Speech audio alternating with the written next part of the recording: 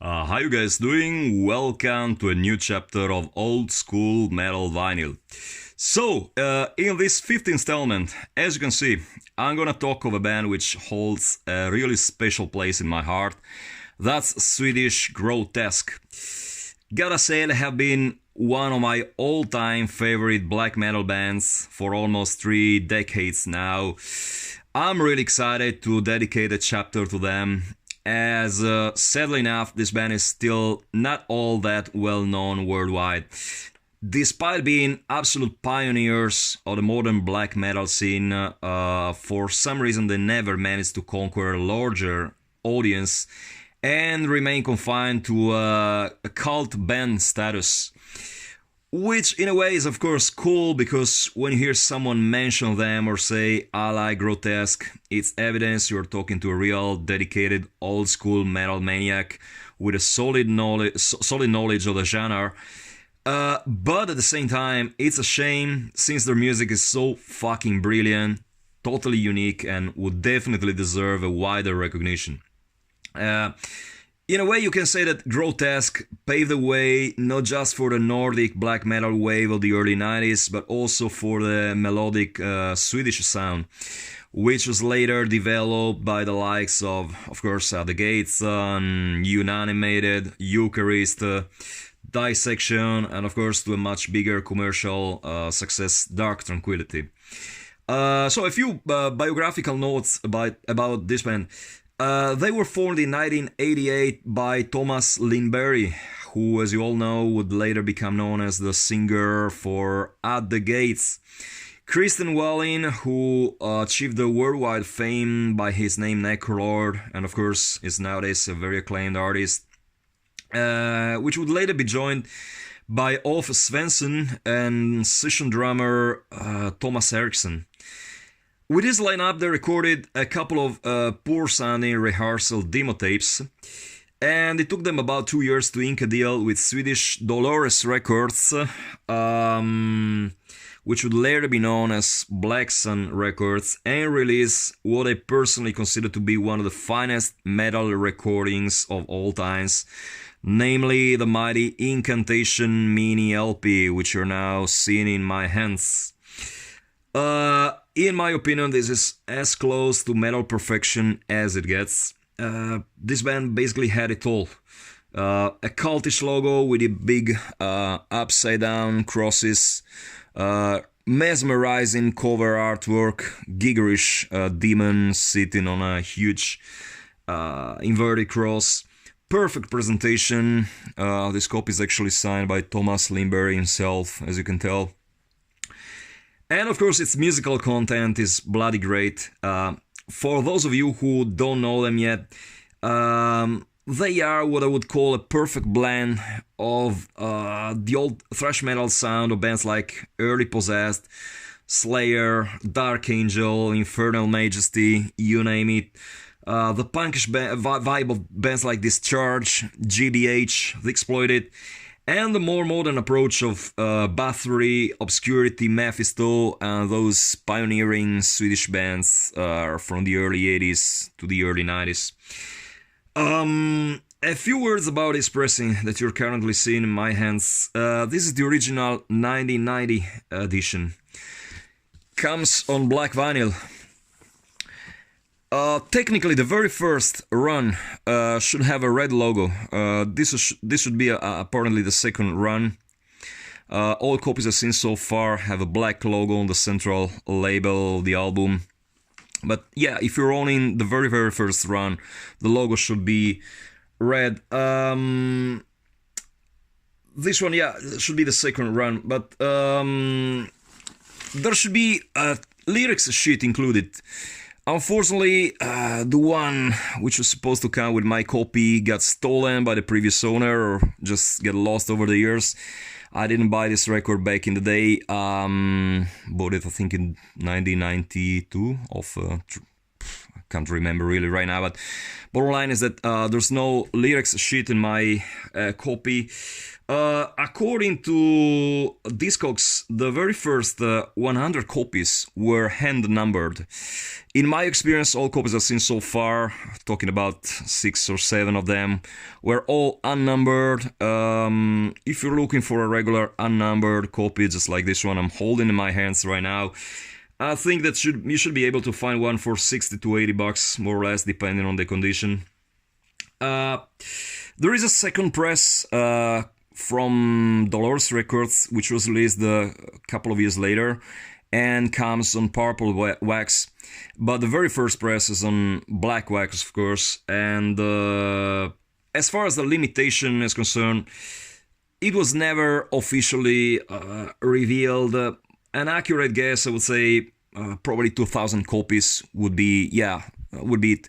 I mean, it's a rare record, but not as rare as others from the very same era, so you can still find it, maybe pay a little bit more than that, but yeah, I think 60 to 80 bucks, that would make it. The band had plans to release their very first full-length LP. Several songs had already been written, but sadly, contrast within the band led them to a sudden split. As you know, Lindberg and Svensson went on to form the legendary At the Gates, which are pretty much the spiritual heirs to the Grotesque sound, whereas Christian Wallin was responsible for the excellent Liars in Wait project. So bottom line, the band officially split up shortly after the release of the mini LP, and the plans for the album were put on ice and postponed until 1996, when Black Sun Records, which, as I said before, is the very same label, is still Dolores Records under a different name, released the In the Embrace of Evil album, which is basically Grotesque's first and only full length. Technically, this one should be considered a compilation album. I'm saying that because it includes songs of 3 different recording sessions. You get all the songs of the mini LP, of the Incantation mini LP. You get 4 songs of an unreleased demo tape called In the Embrace of Evil, which the band had recorded but never released, and you get them all remastered here. And you get also 2 old classics from the Grotesque repertoire, namely Rape from the Cross and Churchill Black Pentagram, which were specially recorded for this release in 1996. As I mentioned before, the band had disbanded like 5 years earlier, but got back together just for these 2 songs. So all in all, you get 11 songs, which in my opinion are some of the greatest metal ever recorded. This one comes on single vinyl, should be red splatter, I think. Yeah, you can say it's red splatterish. It comes with the lyrics sheet, of course, biography of the band as well. I think this Black Sun press is, of course, sold out now, but still not terribly hard to track down in the second-hand market. I think like 40, maybe 50 euro should be enough to secure a copy.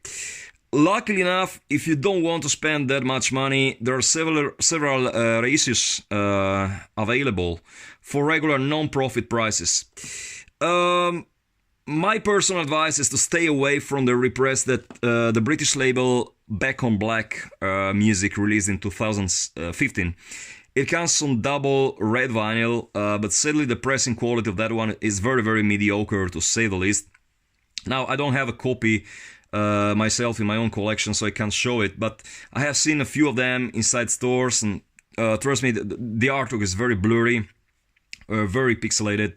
My guess is that they might have used the blown up scan of the CD version, which sadly enough is like a trademark for this specific Back on Black label, so I definitely won't recommend it. A decent reissue which I would probably recommend is the Century Media press from 2015, which comes on white double vinyl. Again, I don't have a copy in my personal collection, so I can't show it to you, but that one looks cool enough. It was limited to 500 copies, supposedly, so you can still find it for about 30, maybe 35 euro. So yeah, that's a good alternative. But the version that I would personally recommend is the one published by Hammerheart Music, the Dutch label. back in 2015. It's available on both plain black vinyl and picture disc, which, as you can see, was my format of choice. I think, you know, this really great artwork looks totally gorgeous on this format. To be perfectly honest with you, I never played this record. It's currently hung on my wall next to the A3 poster, which is also included in this edition. So you're definitely getting value for your money. I usually play the original Black Sun Records press, but I can tell you that the sound on this release is absolutely terrific. The pressing plant did an absolutely fine job with it, so nothing to complain about. It's still easily available. I think it sells for like 13, maybe 14 euro on Hammerheart's official store, so it's definitely a bargain for such a terrific album. Just go for it if you can find it. It comes on, has a gatefold cover, very, very good looking. So once again, it's definitely recommended. So what else to be said concerning Grotesque?